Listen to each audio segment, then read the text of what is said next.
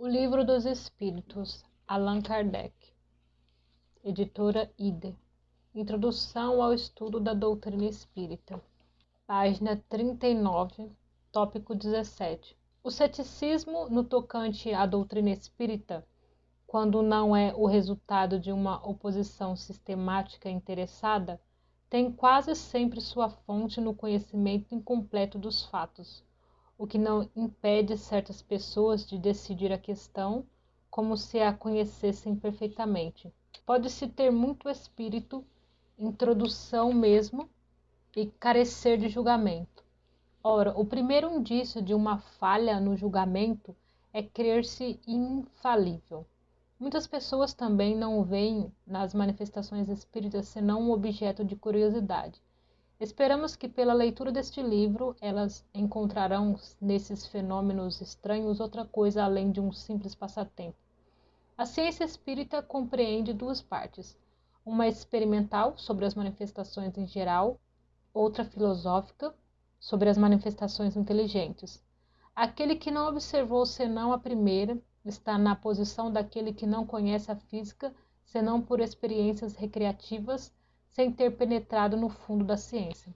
A verdadeira doutrina espírita está no ensinamento dado pelos espíritos, e os conhecimentos que esse ensinamento comporta são muito graves para serem adquiridos de outro modo que por um estudo sério e continuado, feito no silêncio e no recolhimento, porque só nessa condição se pode observar um número infinito de fatos e de nuances que escapam ao observador superficial e permitem assentar uma opinião.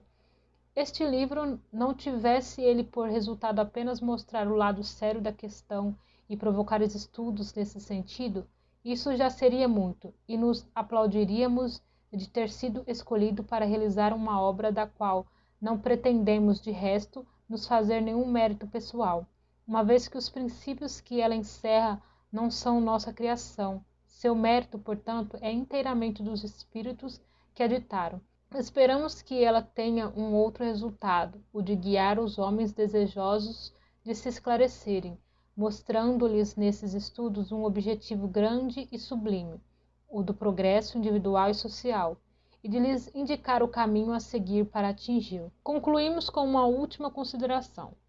Os astrônomos, sondando o espaço, encontraram na distribuição dos corpos celestes lacunas não justificadas e em desacordo com as leis do conjunto.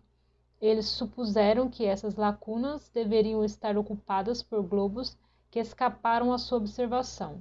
De outro lado, observaram certos efeitos dos quais a causa lhe era desconhecida, e disseram a si mesmos: ali deve haver um mundo, porque essa lacuna não pode existir e esses efeitos devem ter uma causa. Julgando então da causa pelo efeito, puderam calcular os elementos e mais tarde os fatos vieram justificar as suas previsões. Apliquemos esse princípio a uma outra ordem de ideias. Se observar a série dos seres, verifica-se que eles formam uma cadeia sem solução de continuidade, desde a matéria bruta até o homem mais inteligente. Mas entre o homem e Deus, que é o alfa e o ômega de todas as coisas, que imensa lacuna!